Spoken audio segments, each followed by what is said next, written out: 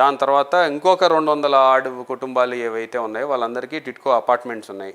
అపార్ట్మెంట్లు తయారు కాకపోతే మేము ఎక్కడికి వెళ్ళి ఉండాలి అని చెప్పేసి వాళ్ళు మా దృష్టికి తెచ్చిన వెంటనే కరెక్టే వాళ్ళు చెప్పేది కూడా. ఎవరు కూడా ఇబ్బంది పడకూడదు, ఇల్లు లేదు నాకు, ఇల్లు లేని చోట నేను పోకూడదు అనే మాట రాకూడదు అనే ఉద్దేశంతో అపార్ట్మెంట్లు అన్నీ కూడా తయారు చేసాం.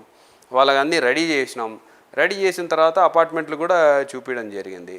సో ఎక్కడా ఒకరిని అన్యాయంగా రోడ్డు మీద పరిస్థితి ఈ ప్రభుత్వంలో ఉండదు అనేది మేము నమ్మే సిద్ధాంతం కూడా. పేదవాడిని రోడ్డు మీద పడేయకూడదు.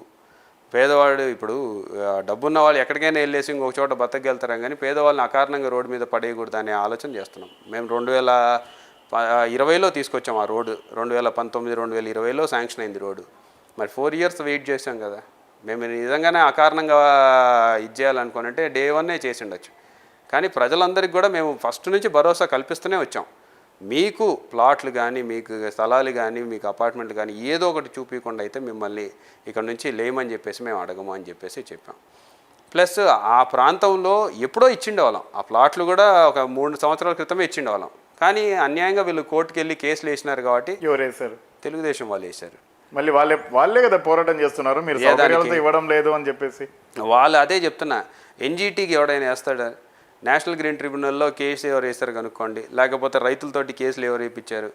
ఇప్పుడు వాళ్ళు ఏం చెప్తారంటే కేసులు కూడా శిల్పారావు వేయించాను. అంటే నేను తిక్కోడినా, ప్లాట్లు నేనే ఇస్తున్నా, నేనే స్థలం చూసుకున్నా, దాదాపు 4500, 5500 మందికి ప్లాట్లు ఇస్తే నాకు మంచి జరుగుతుందా చెడు జరుగుతుందా? మంచి జరుగుతుంది అనుకున్నప్పుడు మళ్ళీ నేను కోర్టు కేసులు వేసుకుని ఆపుకునేది ఏంది? కనీసం ఏదైనా మాట్లాడేటప్పుడు లాజిక్ అన్న ఉండాలి కదా.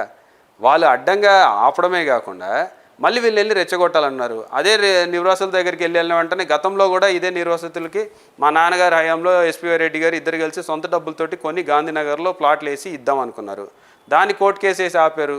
ఎవరు వేశారన్న వెంటనే ఒక ఆవిడ చెప్పారా లేదా?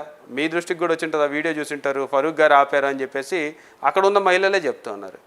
అంటే ఎప్పుడు వాళ్ళకి మంచి జరగాలన్నా సరే, ఎప్పుడు మంచి చేయాలని చూసిన ప్రతిసారి కూడా అడ్డుకోవడమే తప్పితే వాళ్ళు పలానా మంచి మేము చేశామని చెప్పుకునే పరిస్థితిలో వాళ్ళు లేరు.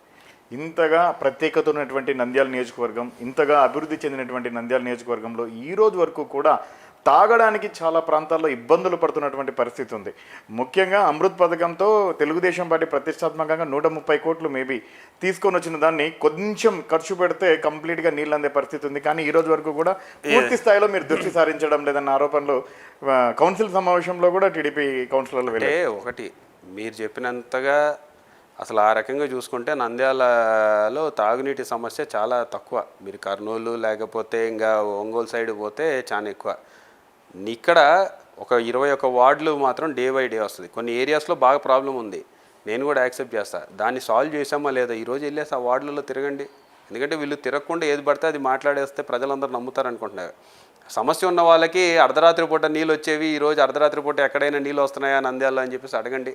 సమస్య తీర్చామా లేదా అని. ఈరోజు 5 గంటల నుంచి రాత్రి 9 లోపల వాటర్ వస్తుంది. ఇంతకుముందు అర్ధరాత్రి అపరాత్రి కూడా వచ్చే దానిని అన్నీ కూడా టైం సెట్ చేసినాము. ఈరోజు అమృత్ పథకము వాళ్ళు చేశారా? వాళ్ళ హయాంలో వచ్చిందా? ఎవరు తెచ్చుకున్నారు? బ్రహ్మానంద రెడ్డి గారు ఆయన తెచ్చుకున్నారా? ఆయన పార్టీలో కూడా లేడు. 2017లో ఎప్పుడైతే శాంక్షన్ అయిందో ఆయన పార్టీలో రాజకీయాల్లో కూడా లేడు, పార్టీలో కూడా లేడు. భూమా నాగిరెడ్డి కూడా పార్టీలో లేడు. ఆ రోజు అమృత్ శాంక్షన్ అయినప్పుడు మా హయాం, మా నాన్నగారు ఉన్నప్పుడు మున్సిపాలిటీ మా చేతుల్లో ఉంది. దేశం సులోచన గారు చైర్పర్సన్, ఆమె ఢిల్లీలో మీటింగ్కి వెళ్ళింది. అమృత్ పథకం సెంట్రల్ గవర్నమెంట్ ఇచ్చినప్పుడు మున్సిపాలిటీ చైర్పర్సన్ ఎవరు? మా వాళ్ళు. మేము తీసుకొచ్చాం. కూడా కంప్లీట్ కాలేదు పూర్తిగా. ఏది అమృత్ పథకం? ఎందుకు దానికి చేస్తూ ఉన్నాం కదా. దాని తర్వాత మళ్ళీ ఇంకొక 28 కోట్లు కావాలంటే ఆ 28 కోట్లు ఉంది. ఈరోజు అమృత్ పథకం కాలేదని ఎవరు చెప్తున్నారు? Half of the project is complete కాలేదు అంటున్నా. అదే కాదు, దాని ఇప్పుడు ఫేజ్ వైజ్లో ఒక half of the project already sanctioning అయిపోయేసి రన్ చేస్తున్నాము. అది టీడీపీ గవర్నమెంట్లో అయింది, మీ గవర్నమెంట్లో ఏం ముందుకు కాలేదు వాళ్ళ ఆరోపణ. నేను మొన్న లాస్ట్ ఇయర్ చేశాను, పోయిన సంక్రాంతి తర్వాత చేసింది. వాటర్ ప్రాబ్లం ఈరోజు సాల్వ్ అయ్యిందంటే ఆ ప్లాంట్లోంచి మేము చేసినందుకే కదా. వాళ్ళకి ఏది తెలీదు. వాళ్ళకి అసలు అంటే అమృత్ స్కీమ్ అంటే ఏందో తెలీదు, వాటర్ ఎక్కడి నుంచి ఎలా వేయాలనేది తెలీదు. వాళ్ళకి అవన్నీ తెలిసింటే బాగుండేది. అసలు బిగ్గెస్ట్ ప్రాబ్లం విత్ అమృత్ చెప్పమంటారా ఎందుకు డిలే అయిందనేది? సోర్స్ అంటే ఇప్పుడు మీరు పైప్ అనుకోండి, లిటరల్గా ఒక వాటర్ పైపు తీసుకున్నారు, గార్డెన్కి నీళ్ళు పోయాలన్నా నువ్వు గార్డెన్కి పైపు కొంటే సరిపోతుందా, లేకపోతే ట్యాప్కి కనెక్షన్ ఇస్తావా? ఖచ్చితంగా ఇవ్వాల్సిందే కదా. ఇంటేక్ వెల్ లేకుండా అంటే కనెక్షన్ లేకుండా పైప్ లైన్ వేసేస్తే అయిపోయింది అని చెప్పేసి ఎవడైనా అనుకుంటాడా? వాళ్ళ హయాంలో ఎంతవరకు జరిగింది అనుకుంటున్నారు? 20 కోట్లు 30 కోట్లు కూడా జరగలే. మొత్తం ఈరోజు దాదాపు 95% పైగా మేము చేసాం. వచ్చిన తర్వాత ₹1 కూడా ఎవరికి డబ్బులు ఇలా.